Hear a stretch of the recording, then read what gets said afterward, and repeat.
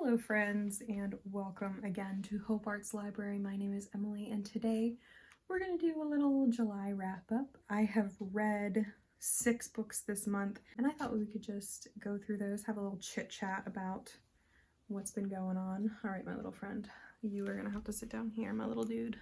So the first one that I read was Northanger Abbey by Jane Austen, and I gave this book 4 out of 5 stars.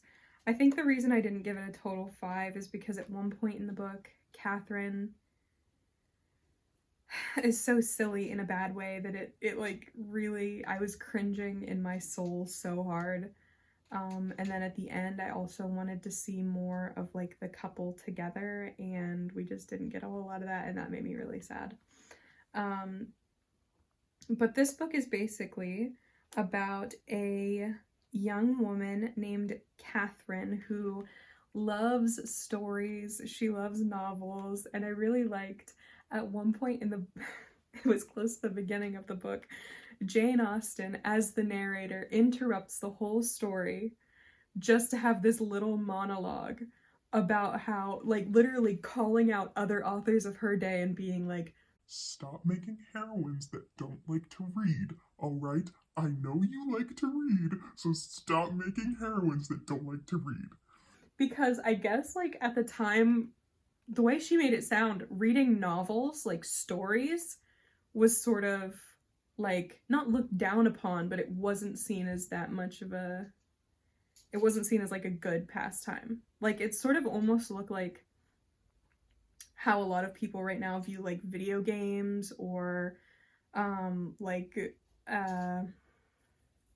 TLC shows, just sort of like trashy garbage. um and that's not how I see it, by the way. That's just how a lot of people see it. But that's sort of how she made it sound, and she was like, Stop perpetuating this idea that reading novels is bad, alright? You're writing novels, so stop making characters who don't like to read. I thought that was so funny, and I had never related to Jane Austen more. But Northanger Abbey, so Catherine is spending time with a family friend in Bath, and there she meets a man named Henry Tilney, and she immediately falls in love with him. She is like this hopeless romantic in a very dramatic, bookish sense, because she is so fanciful in her mind. She sees him and she's like, oh, the man who has come to fall in love with me and for me to fall in love with. And he invites her, or no, his sister invites her to come to their family's estate, which is called Northanger Abbey. And when she's there, she gets all of these like weird ideas in her head because she lets her mind just roam. She lets her mind wander, and she does some really cringy things. She's just like, yeah, the way it's described almost makes it sound like it's gonna be spooky, but it's not spooky. It's not spooky at all. It's just kind of funny and silly and a little bit dumb. But it's probably one of my favorite Jane Austen books that I've ever read. Editing Emily here. I'm just jumping in because I just realized I didn't talk pretty much at all about Mr. Tilney, Catherine's love interest, and I loved him. I loved him. I thought he was so unique as a Jane Austen love interest. He was very gentle, he was very kind, he was very witty and funny and understanding, and he was like, most of her love interests I've found are a little broody, a little they've got a little attitude. If anyone had a reason to have an attitude, it was Mr. Tilney, and he had not an ounce, not a tad of attitude. So I loved him. Anyway, back to what we were talking about. Followed by the next book that I read, which is probably my least favorite Jane Austen book, Persuasion. So Persuasion, evidently, was Jane Austen's last completed novel. So it took me a really long time to get into Persuasion. I tried reading it probably 3 or 4 times. I tried listening to the audiobook, and I couldn't focus. Like, there was so many characters I was trying to keep track of, and I had no idea what was happening. I was just really confused the entire time. But when I finally read it this month, I was able to focus and pay attention, and I was finally able to understand the whole thing. So this book is about Anne Elliot, who is pretty much, she's described as like she used to be really pretty, but now she's kind of plain in her older age, even though I think she's like 29. This is a second chance romance, which I know a lot of people don't like. I don't really have an issue with second chance romances. I don't mind them. They're probably not my most favorite, but I certainly don't mind them. Basically, a few years before this book had started, Anne Elliot was seeing a guy, but he wasn't rich. He wasn't, he didn't have any name. He didn't have any acclaim. Like, he wasn't anybody. And her dad, I think, didn't want to give his permission for them to marry. And Anne Elliot's friend, which I believe was originally like her mother's friend, really thoroughly disapproved of the match. And so Anne broke it off. And in this story, he comes back into her life, and she's like, oh crap, I'm still in love with this guy. I think it's been like 8 years. So she kind of has to figure out like if there's anything there, if they're able to like get back together. Okay, so the next book I read, which I'm very excited about, was The Healer's Apprentice, which is the first book in Melanie Dickerson's Hagenheim series. And I loved this book so much. I gave this book 5 stars. This is about a young woman named Rose, who is the healer's apprentice in the Hagenheim Castle.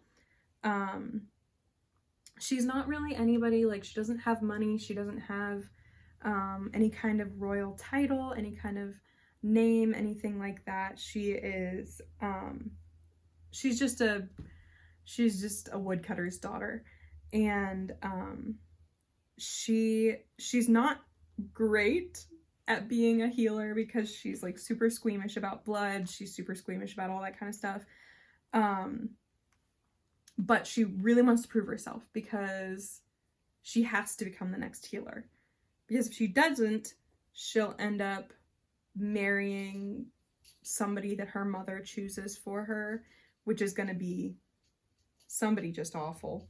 Well, then Lord Hamlin, the future Duke, is injured and shows up at the healers. And of course, the healer isn't there. It's only Rose. Of course it is. I think we all see where this is going. Anyway, I gave that one 5 stars. I gave that one 5 stars. I love that book. I also read the second book in the Hagenheim series, which is The Merchant's Daughter, which is about a young woman named Annabelle, who was once the daughter of a wealthy merchant. And then her dad died a few years ago, and all of his wealth pretty much died with him. But her family refused to do the local tasks that all of the people have to do for their town because they're like, oh, we're better than this. Annabelle doesn't feel that way. I don't know why she wasn't doing her tasks. But maybe it's because she was too busy taking care of all the house tasks that the rest of her family refused to do. She has 2 older brothers and a mother. Well then, before the court, they give her mother a fine, and they're like, you have to pay so much money. And her mom is like, I cannot afford that. I have no money. And so they're like, okay, well, then you're going to have to send one of your kids to be an indentured servant for Lord Ranulph. I think that's how you say his name. And Lord Ranulph is supposed to be like this beastly sort of man from the rumors that they hear. And so, of course, the one who goes is our Annabelle. And this is a Beauty and the Beast retelling. So again, I think we all know where this is going. I also read the 4th book in the Hagenheim series by Melanie Dickerson called The Captive Maiden, which is about Gisela, and it is a Cinderella retelling. I don't know why I gave that 5 stars. That it was closer to a 3-star. It was probably because I just finished it when I rated it. I still liked it. I know what you're wondering. Emily, why didn't you read book 3? Because it didn't sound interesting. So I just skipped it. And if you are planning on reading the whole series, you need to read book 3 before you read book 4. But book 3 didn't sound interesting to me, so I skipped it. And the last book that I read this month, I didn't read it all this month. I just finished it this month, and that is Becoming Free Indeed by Ginger Duggar-Vuolo. My story of disentangling faith from fear. Really good book. It has a 3.64 on Goodreads because I looked at a lot of the 1-star reviews, and they're all people who are saying she's like still trapped in a cult because she's still a Christian. And I think that is so annoying and frustrating, but you know, the world's gonna think what the world's gonna think. In reality, Ginger tells the story of how she disentangles her faith she disentangles true faith in Jesus from the faith that she was taught growing up. Not necessarily, she never, ever, ever disparages her parents. She never says anything bad about her parents. She's mostly focused on Bill Gothard and what he taught as, you know, her spiritual leader, and how she was disentangling the things that he taught and the way that he presented Jesus and Christianity versus the real Jesus of Christianity. And I thought it was a beautiful book. I thought it was wonderful. I really, really loved it. Gave it 5 stars. Absolutely would recommend. So anyway, so I hope you have enjoyed this video. I hope to see you again next time. And until then,